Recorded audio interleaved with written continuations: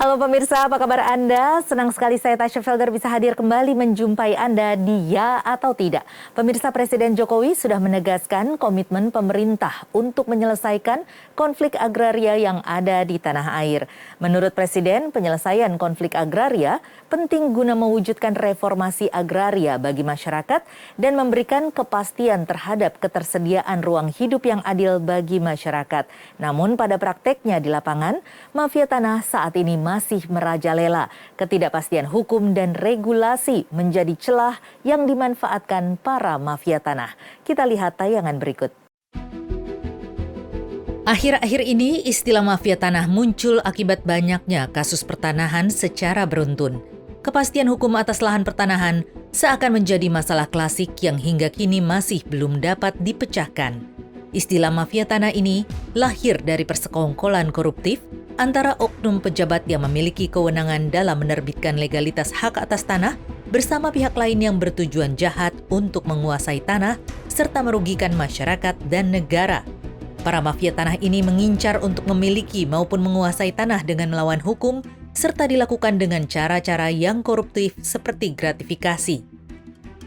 Ada banyak faktor yang menyebabkan mewabahnya kasus mafia tanah di negeri ini. Celah persekongkolan antara oknum pejabat dengan pihak lain yang merupakan mafia tanah ini dimulai dengan persoalan regulasi pemerintah mengenai pertanahan yang kurang lengkap serta ketidakpastian hukum pada proses pelayanan pertanahan. Pokok persoalan inilah yang melahirkan serta mengembangbiakan mafia tanah di Indonesia. Terlebih, berbagai aturan pemerintah hanya menjelaskan prosedur perolehan hak atas tanah maupun penguasaan lahan. Aturan-aturan tersebut diantaranya adalah Undang-Undang Pokok Agraria, Peraturan Pemerintah Nomor 24 Tahun 1997 tentang Pendaftaran Tanah, serta Undang-Undang Cipta Kerja. Saya juga kembali mengingatkan bahwa pemerintah berkomitmen penuh dalam memberantas mafia tanah. Pada jajaran Polri, saya minta jangan ragu-ragu mengusut mafia tanah yang ada. Jangan sampai juga ada aparat penegak hukum yang membackingi mafia tanah tersebut. Perjuangkan hak masyarakat dan tegakkan hukum secara tegas. Beberapa waktu lalu, kasus mafia tanah dialami oleh mantan Wakil Menteri Luar Negeri Dino Patijalal. Pengungkapan kasus mafia tanah itu berawal dari laporannya melalui cuitan media sosial Twitter mengenai ibunya yang menjadi korban penipuan di mana sertifikat rumahnya mengalami perubahan nama kepemilikan. Ia pun menyebutkan Gubernur DKI Jakarta Anies Baswedan serta Kepala Kepolisian Polda Metro Jaya Irjen Fadil Imran dalam cuitannya itu untuk segera mengusut kasus mafia tanah yang ia alami. Pelaporan kasus tersebut pun berujung pada penangkapan 15 anggota sindikat mafia tanah. Kasus yang dialami Dino Patijalal tersebut hanyalah satu dari ratusan kasus mafia tanah yang ada di negeri ini. Kasus mafia tanah yang terjadi di Indonesia sulit untuk diberantas lantaran sindikasi mereka memiliki pelindung yang terhubung langsung dengan kekuasaan. Lalu bagaimana peran yang seharusnya dilakukan pemerintah guna mengakhiri praktek mafia tanah di Indonesia yang kian merambat? Ya, pemirsa, saat ini saya sudah bersama dengan narasumber saya pada malam hari ini. Ada Dr. Sadino SHMH, ahli hukum bidang agraria dan sumber daya alam dari Universitas Al-Azhar Indonesia. Selamat malam, Pak Sadino. Salam sehat selalu, Mbak Tasya. Salam sehat, Pak Sadino. Dan juga sudah ada di sebelah Pak Sadino ada Pak Syahrial. Ini merupakan korban mafia tanah dari Kalimantan Tengah. Selamat malam, Pak Syahrial. Selamat malam, Mbak Tasya. Selamat malam juga kepada Pak Tidar Bagaskara, korban mafia tanah juga ini dari Jambi. Selamat malam, Pak Tidar. Selamat malam, Mbak Tasya. Salam sehat. Salam sehat juga, Pak. Dan sudah ada juga Pak Dr. Rono Prakoso, praktisi hukum. Selamat malam, Pak Rono. Selamat malam, Mbak Tasya. Ya, ini saya langsung saja ke Pak Sadino. Ini memang kan sebenarnya sudah bertahun-tahun ya ini menjadi momok bagi para pengusaha, kemudian juga bagi masyarakat-masyarakat dari berbagai lapisan di Indonesia. Ini mengapa sih praktek mafia tanah ini masih terus berlangsung hingga saat ini? Padahal kan sebenarnya regulasinya sudah ada, aturan-aturannya sudah ada, undang-undangnya juga sudah ada. Ya, kalau namanya mafia tentu Mbak Tasya pasti tidak akan bisa hilang itu. Karena mafia itu sudah bagian dari sejarah, baik dari Yunani mau Italia, dari narkoba dan semuanya itu kan berkembang. Ya, sedangkan di tanah tentu itu juga sangat berkembang. Karena kenapa menjadi berkembang? Karena di situ ada nilai ekonomi yang sangat tinggi. Ya, baik itu dalam konteks tanah yang komersil seperti contohnya kalau di Indonesia itu akan membangun suatu pelabuhan. Ya, itu tanahnya rakyat itu biasanya sudah dibeli. Siapa yang membeli? Ya mafia. Berarti mafia kalau membeli berarti sudah punya uang. Ya, sehingga nanti tanah masyarakat yang dibeli dengan harga yang murah, nanti pada saat ada kegiatan atau untuk lahan strategis itu menjadi mahal. Itu yang akhirnya menjadi beban dari investor. Dan itu tidak hanya terjadi di kota besar, tetapi juga di daerah-daerah yang lahannya untuk area-area perkebunan juga masuk adanya mafia-mafia tanah tersebut. Karena memang kalau dari sisi mafia sesungguhnya kan perkumpulan rahasia itu. Konsepnya kan gitu. Perkumpulan rahasia yang bergerak di bidang kejahatan atau kriminal. Ya, jadi makna dari mafia itu jelas. Nah, kalau tentu adalah tergantung modusnya. Kalau di wilayah kita di Jakarta ini adalah misalnya di Kelapa Gading, itu banyak sekali terjadi mafia. Karena mafia itu bisa menciptakan dokumen baru. Dokumen baru dikatakan aspal, tapi asli tapi palsu, padahal aspal itu. Ini yang terbanyak ya Pak ya, modusnya yang adalah terbanyak. pemalsuan dokumen. Ya. Kalau tadi Bapak mengatakan motif-motifnya berarti ini motifnya paling banyak adalah motif ekonomi ya? Motif ekonomi, ya. Karena motif ekonomi. Jadi kalau saya contohkan misalnya di daerah Kelapa Gading, itu per meter persegi kan sudah bisa 10 juta Mbak Tasya. Iya. Makanya dia bisa menciptakan dokumen yang keasliannya hampir mirip dengan dokumen aslinya. Ya, karena kita tahu bahwa yang nama uang, penciptaan uang itu, karena kita nggak ada larangan untuk mencetak barang yang berwarna. Contohnya uang, ya. Terus juga dolar pun sudah dicetak persis. Apalagi kalau dalam bentuk sertifikat. Nah, kalau bentuk sertifikat tentu nanti adalah ada kodenya sebenarnya yang nggak bisa diintip. Nah, tetapi kalau ada keterlibatan oknum ya sangat mungkin. Ya. Betul. Jadi tadi misalnya saya contohkan di Kelapa Gading, kenapa? Di sana tanahnya mahal.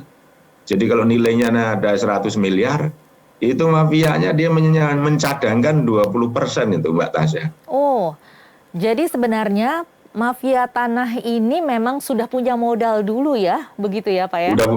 Sudah punya modal, bukan ecek-ecek lagi kalau untuk wilayah Kelapa Gading, untuk di Jakarta Barat dan seterusnya.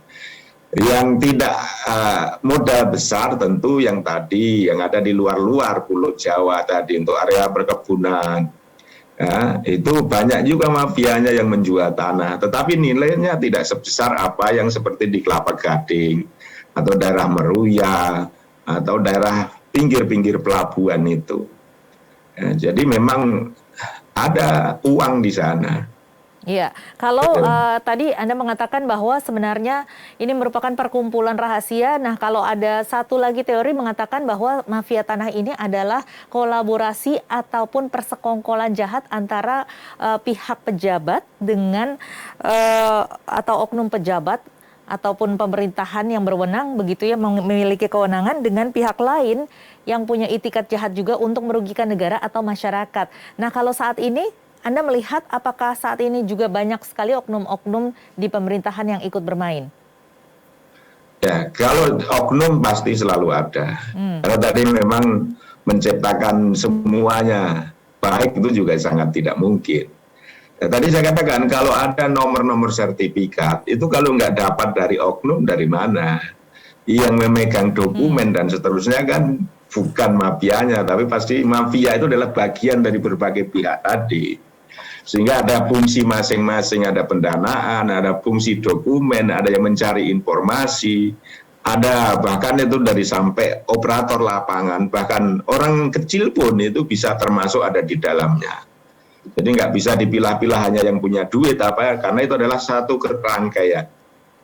Iya, Itu. kalau saat ini kan sebenarnya pemerintah sudah punya undang-undang, kemudian juga baru-baru ini dibentuk Satgas Anti Mafia, di DPR juga sudah ada panja untuk pemberantasan mafia tanah begitu ya. Nah ini sebenarnya Satgas-Satgas, panja-panja ini apakah saat ini sudah cukup efektif menurut Anda, Pak?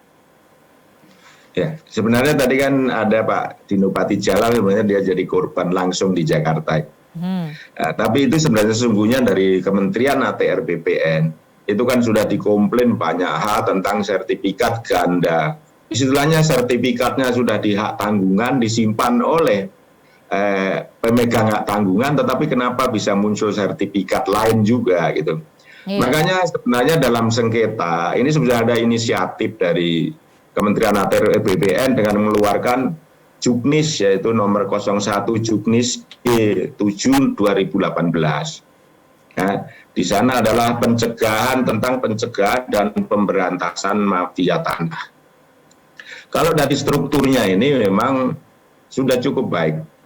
Artinya kita bisa melaporkan ke ATR BPN, bahkan terkait dengan kasus yang terkait dengan tanah. Itu harus dihadirkan yang namanya gelar perkara, itu harus menghadirkan ATR BPN. Ya, karena di situ adalah persyaratan untuk mengecek kebenaran apakah memang yang dilaporkan atau yang digugat itu adalah sertifikatnya benar atau tidak. Tapi apakah itu, ini kan baru mulai 2 tahun ini Mbak Tasya, jadi mau 3 tahun ini. Nah, tentu korban-korban yang awal juga masih banyak yang belum dalam proses ini. Karena kapan munculnya kan tidak tahu juga. Nah, di sini adalah muncul dokumen baru tadi, tapi minimal dengan adanya upaya Kementerian ATR BPN, itu menurut saya sudah baik. Karena itu jangkauannya tidak hanya sertifikat di kota ya, ada HGB, ada HGU, pengelolaan, dan seterusnya. Dia bisa melaporkan kalau memang ada indikasi ada diserobot atau dipalsukan oleh orang lain. Baik, jadi sebenarnya secara sistem prosedural ini sudah mulai ada perbaikan atau pembenahan. Minimal kita sudah melihat sudah ada 2 tahun ini perbaikan, tetapi memang banyak sekali ya korban-korban yang selama ini sudah menjadi korban mafia tanah. Nanti kita akan bahas atau kita akan dengarkan bagaimana para korban-korban mafia tanah ini menghadapi para mafia tanah. Tetapi kita harus jeda dulu, pemirsa, tetaplah bersama kami ya, atau tidak akan kembali usai jeda.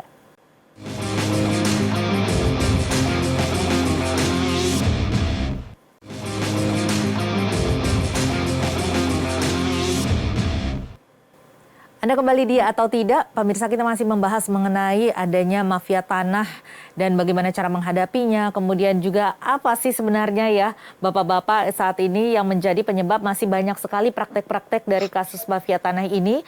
Dan saat ini kita sudah ada juga korban mafia tanah ini dari Jambi, ada Pak Tidar Bagaskara, dan juga dari Kalimantan Tengah Pak Syahrial. Pak Syahrial, dulu ini saya ingin mendengarkan bagaimana cerita dari Pak Syahrial. Ya, selamat malam Mbak Tasya dan rekan-rekan semuanya. Jadi kami bergerak di bidang usaha perkebunan di daerah Kalimantan. Jadi kasus mafia tanah sering kami juga berkonsultasi dengan yang lebih ahlinya dari hukum, seperti Pak Sadino ini juga tempat saya juga meminta saran. Jadi banyak kasus terjadi di Kalimantan akibat dari mafia tanah. Jadi mereka siapkan lahan dan mereka jual lagi ke pihak ketiga ya, boleh saya bilang pihak kedua atau ketiga, di mana pemilik lahan aslinya itu tidak mengetahui. Jadi yang punya hak tidak mengetahui, terjadi jual beli lagi lahan di balik mereka. Jadi contohnya kalau dia sudah punya lahan HGU atau HGB atau hak milik, terjadi juga lahan tersebut diperjualbelikan tanpa sepengetahuan pemiliknya. Nah, karena kalau lahan kebun itu sangat besar, tidak seperti di kota besar. Ini tanah kita, hak milik, kita bisa pagari, tapi kalau kebun itu tidak bisa kita pagari ya. Jadi kadang-kadang juga batas tetangga-tetangga sebelah itu juga harus dikoordinasikan bahwa ini punya siapa. Jadi kami juga mengalami hal seperti itu. Jadi diperjualbelikan, tanpa sepengetahuan kami, sudah banyak yang beli, baru ketahuan datang satu-satu, lahan kami gimana. Itu yang sudah diperjualbelikan beberapa tahun yang lalu, Mbak Tasya. Saya pikir itu dulu pembukaannya. Terima kasih. Nah, kemudian apa yang Anda lakukan, Pak Syahrial? Tetap kami pendekatan secara ke masyarakat atau terhadap pembeli, memberi keterangan bahwa inilah keadaan sebenarnya, inilah hak kami. Terjadi jual beli di balik pengetahuan kami itu di luar tanggung jawab kami, artinya di luar pengetahuan kami. Jadi tolong hubungi pihak-pihak yang berwenang, karena saya yakin juga ada yang ikut campur, karena nggak mungkin terjadi surat yang dibilang Pak Sadino tadi aspal ya, asli tapi palsu, itu terjadi tanpa ada pihak-pihak, saya bilang oknum ya, mohon maaf, saya bilang oknum untuk partisipasi di dalam hal tersebut. Tetapi kan jadi rumit ya, karena sebenarnya mereka sudah ada yang membeli begitu kan, nah kemudian sudah mengeluarkan uang, ini bagaimana jadinya? Ya, satu-satu mereka mengerti, ada yang merasa kurang puas karena kan uangnya sudah keluar, merasa kurang puas. Ada yang mengerti, oh saya ditipu atau gimana. Karena oknum, saya bilang oknum ya, karena kan bermain di luar pengetahuan. Yang punya tanah itu canggih zaman sekarang itu. Dulu kita jual beli hanya tatap muka dua pihak, mereka juga bisa lewat email, jual tanah, lokasi di sini, luas sekian hektar, 4 tahun, 5 tahun, atau 8 tahun, uang kembali. Dengan secara digital ya, sudah bisa dengan bantuan betul. Teknologi. Kalau dari Pak Tidar, bagaimana kisahnya Pak Tidar? Ya, baik. Selamat malam Mbak Tasya dan Bapak-Bapak sekalian. Hal yang sama juga sebetulnya dengan Pak Syahrial tadi ya. Artinya modus terhadap mafia tanah di lapangan ya, atau di daerah juga ini sangat intens ini. Jadi banyak teman-teman juga yang mengalami hal seperti itu. Nah, kebetulan saya juga di bisnisnya di perkebunan ya, artinya hak guna usaha itu selalu menjadi salah satu sasaran daripada kelompok mafia tanah atau oknum yang memang apa yang disampaikan Pak Syahrial tadi, artinya tidak susah untuk dipagar karena luasannya cukup luas gitu kan. Nah, walaupun kami ada petugas gitu kan, tapi memang mafia tanah ini juga seperti yang disampaikan Pak Sadino tadi, mereka punya legalitas yang tidak sempurna ya, atau tidak maksimal seperti SKT. Jadi itu dikeluarkan juga oleh oknum gitu ya. Dan dengan dasar itu dia mengklaim pada areal-areal yang sudah menjadi berstatus hak guna usaha. Gitu. Nah, seperti itu yang sering terjadi gitu. Sehingga ya kita juga melakukan satu proses mediasi lah penyelesaiannya. Jadi seperti adu dokumen, gitu ya, pendekatan persuasi, menerangkan, bahkan kita juga meminta mediasi dari aparat supaya tidak terjadi persengketaan yang lebih menajam, gitu ya. Kalau selama ini ada kasus yang atau seperti persengketaan yang cukup menimbulkan kekhawatiran atau seperti ancaman-ancaman intimidasi seperti itu pernah dialami juga Pak Tidar? Oh iya, pernah. Bahkan itu yang disampaikan bahwa mafia tanah ini kan kalau di daerah, yang saya tahu di daerah ya, batas saya, itu kan mereka juga tidak sendiri gitu. Jadi ada kelompok-kelompok yang memang mungkin memiliki satu profesi seperti itu ya, artinya mencari peluang-peluang yang bisa memungkinkan mereka lakukan okupasi gitu ya. Nah, tentu artinya mereka tidak sendiri, aja bekerja sama juga dengan oknum yang bisa mengeluarkan seperti surat menyurat, legalitas, walaupun sebetulnya itu aspal gitu ya. Nah, kalau kita, salah satu contohnya, batas ya, HGU kita terbit katakanlah di tahun 97 gitu kan, tahun 90-an. Gitu kan. Nah, tiba-tiba muncul juga ada SKT yang munculnya itu di bawah itu, bahkan gitu di bawah guna usaha gitu kan. Nah ini kan lucu gitu. Jadi ada dokumen siluman gitu ya Pak Tidar ya? Ya, betul. Jadi menggugatnya itu sekian puluh tahun gitu kan, atau 15 tahun gitu. Nah jadi praktek-praktek seperti itu Mbak Tasya. Kalau dengan Pak Syahrial sendiri ini kasus terparah yang pernah dialami apa? Sama juga yang dialami oleh wilayah Pak Tidar barusan. Jadi mereka klaim ini lahan mereka, ini pembeli yang dari pihak pertama yang jual di luar pengetahuan kami, ini lahan kami gitu. Tolong dibangunkan kebun, minta kerjasama, itu kan kami terangkan secara pelan-pelan bahwa kami tidak bisa bekerja sama karena hak kami di dalam HGU inti, artinya tidak ada kerjasama di dalam HGU inti. Kecuali HGU yang bisa diajak kerjasama dengan masyarakat sekitar. Jadi banyak memang surat-surat yang SKT, surat keterangan tanah. SKT itu seperti kita tahu di bagian legal itu dia harus yang mengeluarkan adalah dari pihak kecamatan yang udah ikut pelatihan untuk mengeluarkan surat keterangan tanah. Tapi di lapangan, di kejadian-kejadian itu bukan hanya pihak kecamatan yang mengeluarkan SKT, kepala desa pun mereka mengeluarkan SKT, Mbak Tasya. Nah ini kalau dari kedua keterangan Pak Tidar dan Pak Syahrial ini kan dihadapinya dengan melakukan cara kekeluargaan dengan secara persuasif gitu ya. Pernah tidak mengalami cara-cara yang mungkin agak lebih parah ya daripada itu, seperti misalnya adanya kekerasan, intimidasi dengan kekerasan, ataupun juga seperti yang dialami Pak Dino Patijalal, kasus yang kita sempat dengar pada Februari di awal tahun ini, itu kan juga sempat malah dituntut balik begitu. Pernah tidak mengalami itu Pak Syahrial? Ya, saya bicara untuk Kalimantan ya, untuk kejadian yang kami alami. Ya alhamdulillah sampai saat ini tidak ada secara hukum yang dituntut ke kami.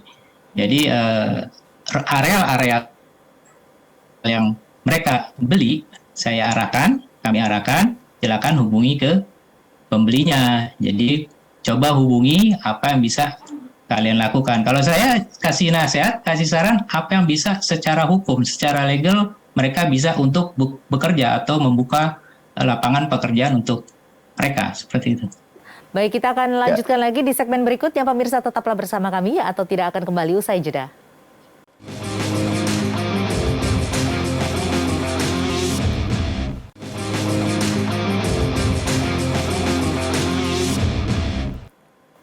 Anda kembali di atau tidak, tadi kita sudah dengarkan bersama bagaimana sharing dari para korban mafia tanah, ada Pak Syahrial, kemudian juga Pak Tidar.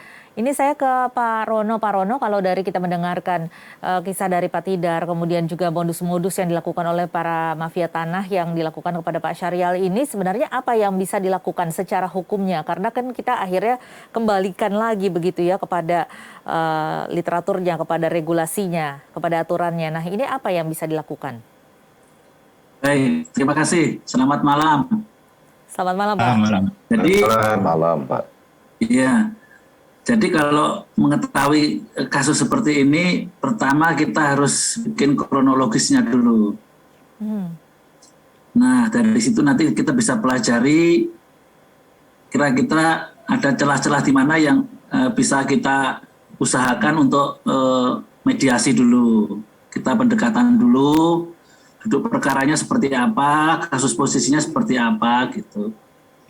Nah, kalau kita sudah melakukan hal itu semua, tapi berjalan buntu, ya terpaksa kita harus lewat jalur hukum.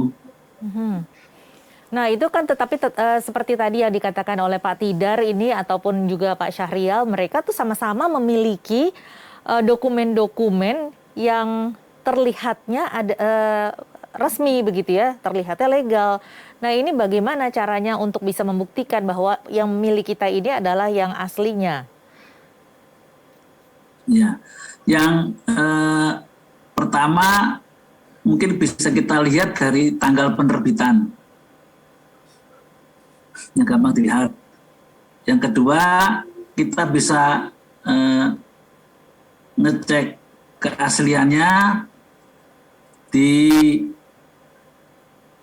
divisi apa itu, di kantor kepolisian tuh, di Polda itu. Itu. Nah, yang ketiga kita bisa juga ngecek di buku tanah dan sebagainya. Artinya kita harus telusuri dari ujung ke ujung gitu ya, kita cek. Nah, berikutnya kita juga perlu ngecek atau kesaksian dari tetangga-tetangga sekitar tanah itu. Nah, dari situ nanti kita bisa mengerucut kira-kira gimana ini, apakah dengan bukti-bukti itu cukup untuk bahan kita untuk negosiasi, mediasi dan sebagainya, apakah harus ke jalur hukum gitu. Iya, Pak Sadino, kalau kita melihat kepada Undang-Undang Pokok Agraria, ini peraturan pemerintah nomor 24 tahun 1997 tentang pendaftaran tanah, ini bahkan ada juga Undang-Undang Cipta Kerja, ini kan dikatakan bahwa semuanya ini hanya mengatur masalah prosedur perolehan tanah, hak atas tanah ya begitu, maupun pengurusan lahan. Tapi pengurusan perizinan, kemudian juga perolehan hak atas tanah ini kan rumit ya, tidak dapat dilakukan dengan melalui satu jalur saja begitu, atau one single submission yang sekarang dikeluarkan pemerintah. Nah, ini bagaimana jalan keluarnya? Ya, jadi memang sekarang itu meskipun tadi adalah PP 2497 itu pendaftaran tanah, dan sekarang ada Undang-Undang Cipta Kerja itu ada di PP 23 tahun 2021, ada PP 18 2021, juga ada PP 17 ya. Sebenarnya instrumen-instrumen hukum yang diciptakan itu sudah banyak, tetapi di situ itu juga tidak dalam satu kesatuan. Ya, jadi misalnya berbicara teknis kaitannya dengan perolehan tanah, ya, itu aturan-aturan mainnya juga tetap mengacu pada bidang-bidang atau sektoral masing-masing. Nah, karena OSS itu adalah hanya produk binanya. Nanti misalnya untuk mendapatkan perizinan berusaha, dia dibawa ke OSS itu setelah lengkap persyaratan. Nah, kalau setelah lengkap persyaratan, baru dia dapat perizinan berusaha tadi. Kalau dari sertifikat, tetap di dalam konteks sertifikat, tetap di ATR BPN. Tapi prosesnya tentu semua proses itu harus dilampirkan di dalam bentuk permohonan dokumen tadi, dalam bentuk sertifikat tadi. Nah, ini memang juga karena sektoral sifatnya. Ya, jadi kalau Undang-Undang Cipta Kerja sekarang pun masih sektoral. Nah, sebenarnya harapan saya misalnya untuk pengurusan itu bisalah satu pintu. Misalnya ada di daerah itu ada yang namanya PTSP ya, dari kabupaten dan provinsi. Tetapi itu mohon maaf Mbak Tasya, itu semuanya juga belum ready, belum siap berlari ya. Ini tapi masalah infrastruktur ya maksudnya yang dibicarakan ya Pak? Iya, dari infrastruktur, juga dari sisi SDM. Dari sisi SDM-nya mungkin masih gaptek mungkin ya Pak? Kadang masih kalau bahasanya Mas Rono itu babaliut gitu. Jadi ya itu. Jadi perlu adanya pelatihan-pelatihan. Jadi itu memang yang diperlukan. Dan tentu saya tambahkan tadi ada teman-teman itu mafia itu sudah bisa mengintimidasi Mbak Tasya. Bukan hanya kirim surat cinta atau apa, kadang intimidasi, siapa direkturnya dicari, diajak ketemu, kalau nggak mau ketemu dengan aparat, karena korbannya mayoritas juga oknum-oknum aparat juga.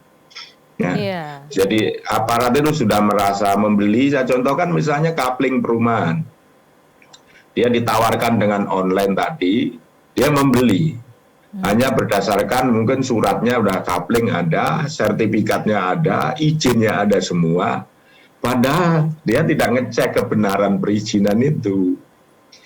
Nah, akhirnya dapat jual beli kapling yang potong juga akhirnya kan gitu.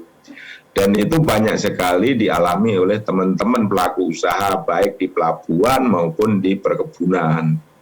Nah, itu karena dokumen-dokumen tadi bahkan mayoritas korbannya adalah para aparat sendiri, kadang oknum-oknum aparat yang dijanjikan lah tadi saya katakan, karena pelakunya tadi memang meyakinkan gitu, dia plente, dia banyak duit gitu.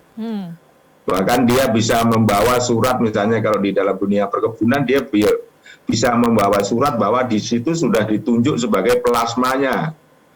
Berarti namanya sudah ada di situ, hanya diciptakan peta saja di lokasi. Akhirnya dibawa oleh mafia tersebut, dia mengklaim ini lahan di saya, koordinatnya sekian, petanya ini. Padahal itu sudah haknya orang lain. Kalau begitu berarti cara-cara kekeluargaan sudah tidak mempan itu ya Pak? Banyak kekeluargaan tidak mempan. Makanya ada beberapa sesungguhnya bahkan perusahaan digugat gitu. Ya, sebenarnya Pak Syahrial itu bahkan digugat oleh mereka gitu. Kalau perusahaan nggak mau menggugat karena buktinya kan kuat. Karena itu makanya dia yang merasa rugi itu akhirnya menggugat perusahaan. Meskipun nanti pada akhirnya ya sulit. Ya, karena dia adalah korban penipuan yang dia tidak mengecek secara koordinat di mana dia membeli. Ya, dia hanya membeli di dalam konteks online tadi. Ya tentu sangat sulit karena fakta di dalam konteks tanah itu kan nggak bergeser, nggak berubah. Kalau begitu Ada Pak Syahrial koordinat. ketika digugat apa yang dilakukan Pak? Ya. Jadi yang digugat kami itu adalah minta, bukan si pembeli gugat kaminya, artinya bentuk usahanya bukan ya. Jadi selalu kita arahkan ke yang jual, yang kejual ke mereka. Kalau mereka ke kami itu biasanya minta ketemu, seperti yang tadi Pak Sari bilang, minta ketemu dengan pimpinan, atau biasanya kan mereka incar pimpinan, biasanya mungkin ada toleransi atau kemurahan hati, tapi biasanya kalau udah usaha, udah punya plan setahun, berapa yang bisa ditoleransikan, biasanya tidak ya. Kalau memang nggak bisa kerjasama dalam tahun itu ya tetap tidak bisa, Mbak Tasya. Ini kalau Pak Tidar, Anda sendiri melihat apa sih saat ini yang menjadi kelemahan kalau bisa Anda kritisi begitu ya? Apa sih yang menjadi kelemahan dari peraturan di Indonesia saat ini yang mungkin masih harus ditingkatkan lagi supaya praktek-praktek mafia tanah seperti ini tidak membuat para pengusaha-pengusaha ini menjadi korban terus gitu? Ya, Mbak Tasya, memang kelihatannya gini ya, setiap regulasi juga kan memiliki celah ya. Itu yang saya katakan tadi, bahwa mereka juga artinya sudah memperdalam ya terhadap regulasi, memahami, mempelajari di mana celah-celah yang bisa mereka gugat gitu kan. Nah, di satu sisi itu kalau saya lihat ini masalah terjadinya overlap ya atau tumpang tindih status tanah. Nah, kalau saya lihat itu kan salah satu celahnya itu di situ. Mungkin dari sisi regulasinya kalau boleh saya mengkritisi ya artinya tentang terjadinya overlap atau status tanah ini yang harus lebih dipertajam mungkin dari sisi regulasinya terhadap perlindungan investasi atau pemilik lahan yang sah gitu ya. Mungkin itu kalau saya melihatnya. Karena banyak biasanya celah-celah itu yang dilakukan di lapangan oleh para mafia tanah gitu loh. Jadi adanya overlap dari status kepemilikan tanah tersebut ya? Ya, betul. Baik. Nah, ini yang dimanfaatkan gitu. Baik. Nah, satu hal lagi juga Mbak, ya, ini kalau saya boleh menyampaikan ya. Artinya gini, saya juga punya teman-teman plasma ya, yang kebun-kebun plasma. Ya. Artinya kebun plasma itu gini, perusahaan membangun gitu kan, diuruskan juga legalitasnya, diberikan kepada petani, sekian tahun mereka menyicil, lunas, dan mereka melakukan pengelolaan kebun dengan sendirinya, secara mandiri. Nah, pada waktu proses sertifikasi itu clear and clean secara status tanah. Tapi begitu dia mau masuk kepada masa replanting atau perbajaan, ya, itu ada regulasi juga yang mengatur bahwa itu adalah masuk dalam kawasan hutan, sehingga apa kepentingan daripada si petani ini untuk meminta biaya pembangunan kebun atau meminjam pembangunan kebun kepada pihak-pihak lembaga keuangan, itu juga bisa tidak terrealisasi. Mengapa demikian? Karena salah satunya itu adalah pengecekan terhadap status tanah itu sendiri. Nah, kalau dalam kawasan hutan, biasanya lembaga keuangan juga akan menolak itu. Padahal secara sertifikat itu sudah keluar dengan hak milik. Nah, ini juga celah terhadap adanya satu overlap status tanah yang dulunya clear menjadi kawasan hutan. Dan itu juga banyak terjadi di hak guna usaha. Nah, gitu seperti kejadian-kejadian gitu, Mbak Tasya, di lapangan gitu. Baik. Nanti kita akan tanyakan mengenai bagaimana ini kalau terjadinya celah atas status kepemilikan tanah, kemudian juga hak guna tanah yang ternyata akhirnya diklaim sebagai ini kawasan dari negara begitu ya. Baik, kita akan lanjutkan lagi di segmen berikutnya. Pemirsa tetaplah bersama kami atau tidak akan kembali usai jeda.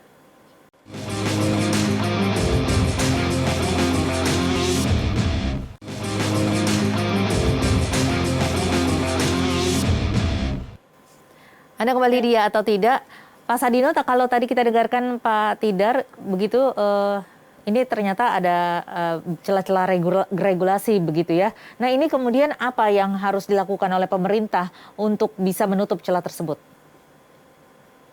Ya, jadi tentu saya tadi yang dirugikan tidak hanya pelaku usaha, saya perlu tambahkan yang dirugikan juga masyarakat secara umum.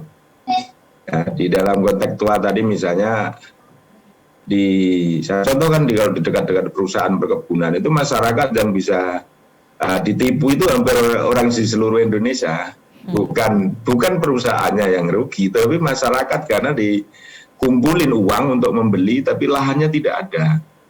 Ya, itu juga terjadi di wilayah-wilayah perkotaan.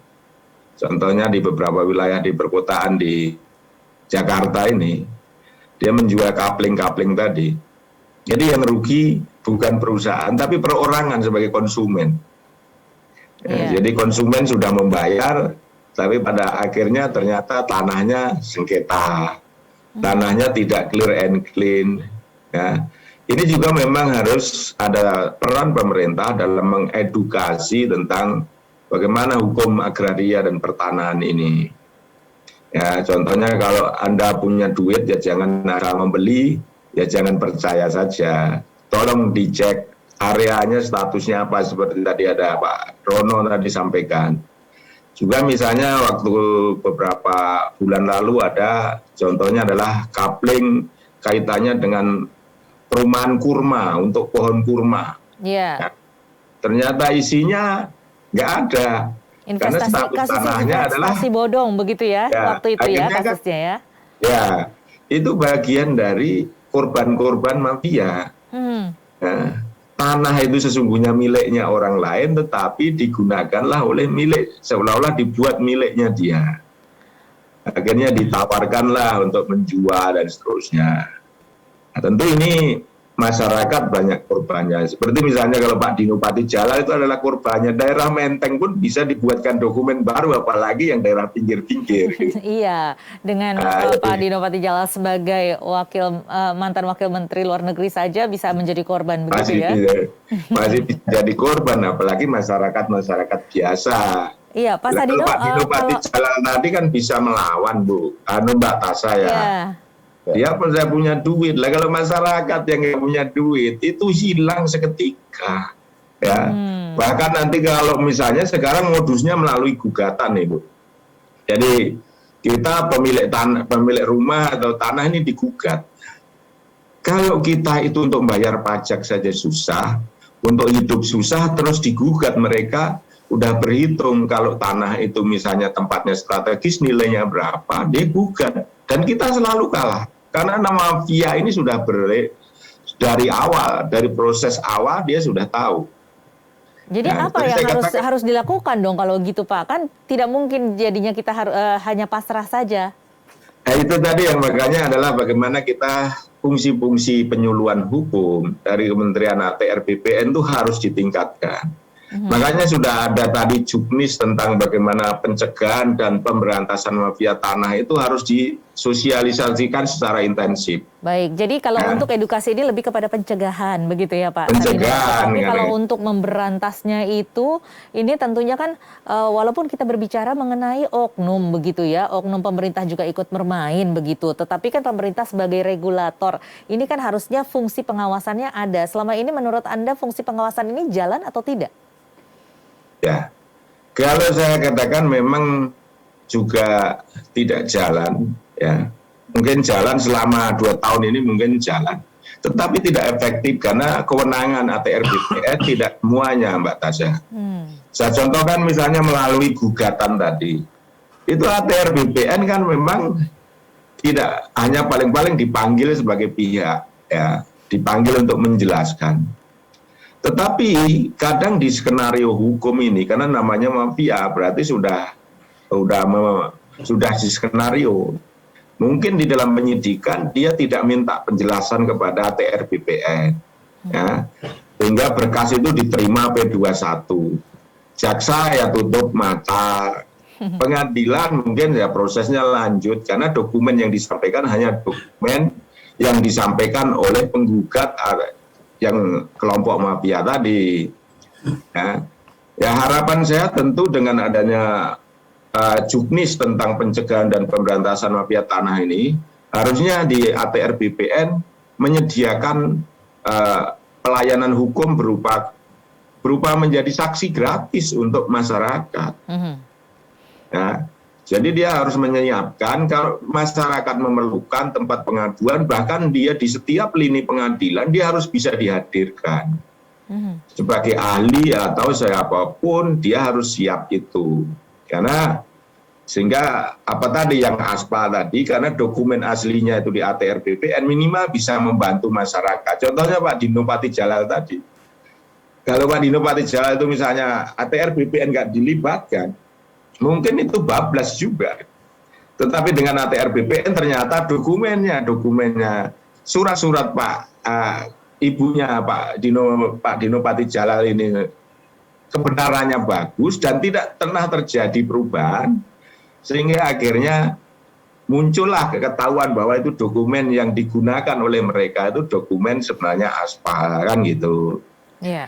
Nah, ini memang harusnya memang setiap kantor, ya, kantor pusat di Jakarta, kanwil di provinsi, kantor pertanahan di kabupaten harus menyiapkan itu. Pak Rono, kalau Pak Rono, kalau dari kasus-kasus yang dihadapi selama ini begitu ya, ini lebih banyak berhasilnya dan lebih banyak berpihak kepada pemilik sah dari sertifikat tanah tersebut atau tidak? Nah, biasanya yang beberapa yang pernah saya tangani di PN, PT, kasasi, mungkin mereka nggak begitu kerja keras lah, tapi begitu di PK, nah ini bisa pemilik sertifikat tanggalnya yang lebih muda bisa kalah gitu. Saya juga heran gitu. Sih aneh gitu loh.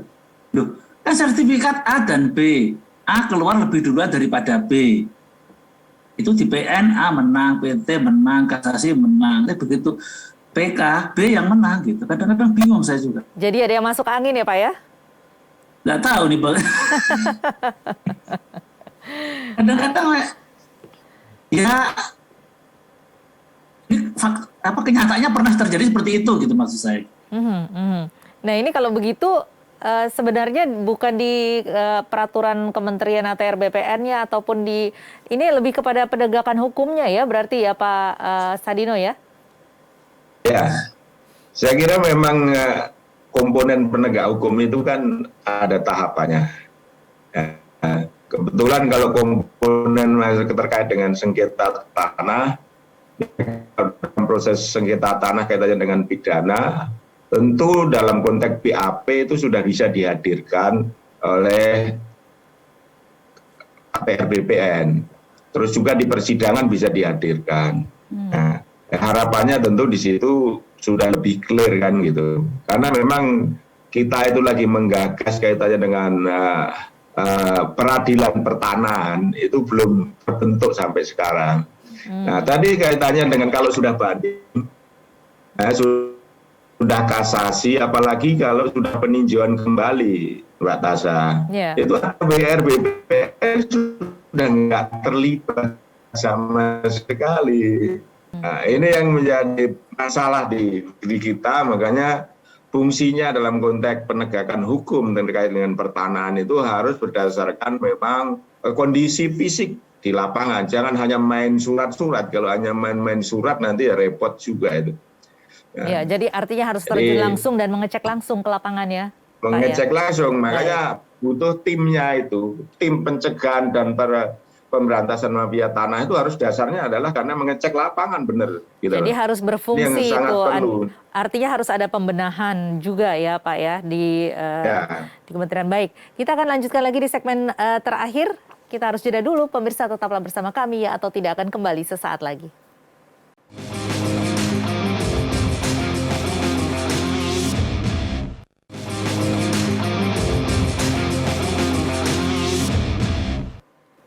Anda kembali di atau tidak, kita sudah di segmen terakhir Pak Sadindo. Kalau untuk peraturan-peraturan baru kemudian juga pembenahan di kementerian ini, menurut Anda apa masukannya yang paling saat ini menjadi prioritas? Ya Mbak Tasha, yang pertama tentu saya sampaikan masalah tanah terlantar. Jadi siapapun sebagai pemilik tanah itu harus berhati-hati sekarang, ya, karena ada PP yang tanah terlantar. Itu kalau 2 tahun tanah Anda tidak digunakan, tidak dirawat atau tidak ada tanda-tanda, itu bisa diambil oleh negara itu.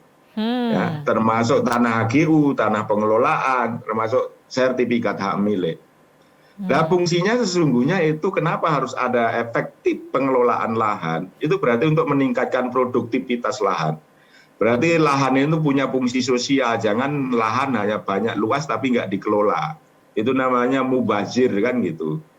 Nah, dengan PP yang baru dengan Undang-Undang Cipta Kerja itu dikasih waktu 2 tahun ya untuk digunakan, minimal dijaga, diawasin ya. Kalau enggak sama sekali ya besok bisa diambil oleh pemerintah karena itu tidak digunakan. Nah, itu pesan saya pertama kepada setiap pelaku usaha baik masyarakat ya untuk berhati-hati itu. Ini masalah tanah terlantar ya Pak ya. Kemudian yang kedua? Ya, yang kedua tentu tanah terlantar ini kan nanti dampaknya adalah menjadi ke bank tanah. Ya, jadi kalau misalnya bagi yang selama ini membuat tidur lahannya tidak digunakan, ya, rentetan dari tanah terlantar adalah masuk bank tanah itu langsung menjadi tanah negara. Jadi sekaligus mengingatkan kepada Bapak Ibu sekalian, jangan sampai itu juga terkena pada masyarakat. Ya, apalagi yang sudah dapat izin tidak dipergunakan sesuai dengan perizinan yang digunakan. Dan tentu yang berikutnya tentu adalah fungsinya di pemerintah dalam hal ini ATR BPN. Tentu itu harus banyak sosialisasi, jangan menjadi juga nanti banyak korban ya. Karena kalau korban masyarakat, yang kadang masyarakat kecil ini apalagi misalnya dalam tanah sengketa, ya, ahli waris yang belum ketemu kan belum bisa proses. Nah, nanti ada program PTSL sekarang ini. Tetapi itu juga nanti akan riskan karena timbulnya adalah gugat-menggugat di sana. Nah, tentu bagi pemerintah harus banyak bersosialisasi tentang itu. Kalau tadi misalnya ada peraturan menteri yang menciptakan adalah digitalisasi dokumen sertifikat, ya, seperti disampaikan oleh Pak Menteri ATR BPN, Pak Sofyan Jalil. Sebenarnya itu bagus. Tapi problemnya terhadap sistem hukum kita, bagaimana adopsinya, penggunaannya nanti dalam konteks untuk bukti dan seterusnya. Ya, banyak hal yang peraturan-peraturan yang harus dirubah. Tetapi dari ide gagasan, menurut saya kalau sudah ada elektronik, dia terpampang, sebenarnya orang tidak mudah memasukkan. Gitu loh. Ya, artinya sudah ada transparansi, tetapi hanya saja dalam implementasinya ini harus lebih detail, mungkin begitu ya Pak ya? Ya, betul harus didetailkan lagi. Baik, silakan Pak Tidar, apa masukannya dan juga harapannya dari pemerintah agar tidak ada lagi pengusaha-pengusaha yang menjadi korban kasus mafia tanah seperti Anda? Ya, baik, makasih Mbak Tasya.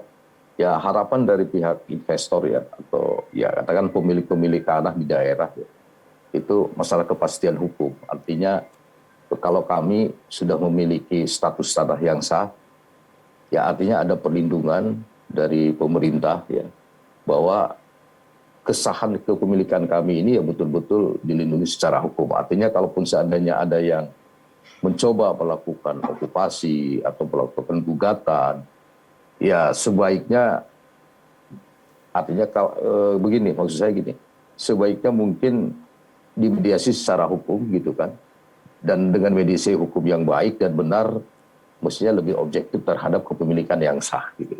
Sebenarnya itu, jadi kepastian hukumnya lebih konkret gitu ya. Kepastian hukum dan juga dukungan dari pemerintah untuk melakukan dukungan dari pemerintah. Ya, betul, mediasi. Betul, baik. Ya. Silakan Pak Syarial.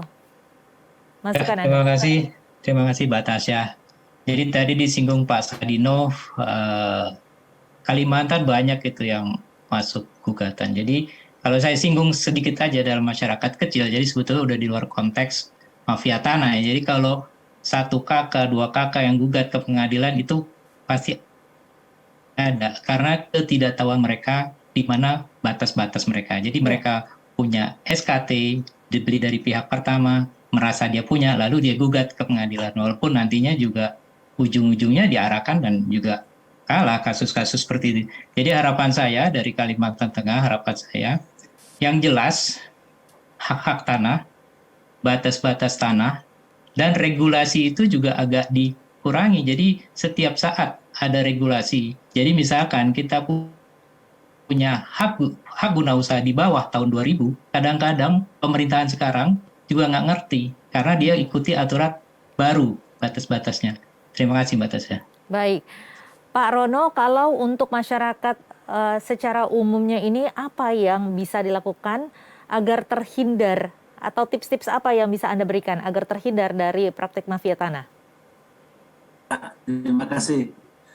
Jadi biasanya pemilik tanah yang lokasinya strategis di kota besar, itu tolong sering diawasi, dipasang pagar dan sebagainya. Kalau enggak nanti biasanya suka ada yang menduduki, sebulan 2 bulan dibiarin, nanti mereka terus pasang jongkol dan sebagainya di situ. Begitu kita butuh, kita suruh pergi, nanti minta uang pengamanan lah, minta uang kerohiman lah, atau apa gitu. Jadi tolong para pemilik tanah yang lokasinya strategis di kota besar terutama, itu harus sering dikontrol gitu aja. Baik, jadi kita harapkan tentunya semua ke depan bahwa kasus-kasus praktik mafia tanah ini tidak lagi merajalela begitu ya, dengan adanya kepastian hukum dan juga tidak adanya celah atau dari regulasi yang ada pada saat ini, serta pembenahan tentunya seperti yang dikatakan oleh Pak Sadino tadi untuk bagaimana sistemnya ataupun juga adaptasi dari teknologi ini tidak untuk para SDM-nya juga sudah bisa secara fasih mengadaptasi teknologi. Baik, Pak Sadino, Pak Syarial, dan juga Pak Tidar, serta Pak Rono, terima kasih banyak sudah bergabung bersama kami malam ini di program Ya atau Tidak. Salam sehat semuanya, Pak. Terima kasih. Terima kasih. Selamat malam. Mbak Tasya, Selamat malam. Selamat malam. Terima kasih. Selamat malam semua. Salam. Ya, pemirsa, apakah komitmen Presiden Joko Widodo untuk bisa memberantas kasus-kasus mafia tanah pada saat ini bisa diwujudkan segera? Ya atau tidak? Kita akan kembali lagi pekan depan. Saya Tasya Felder dan tim yang bertugas undur diri. Terima kasih, sampai jumpa.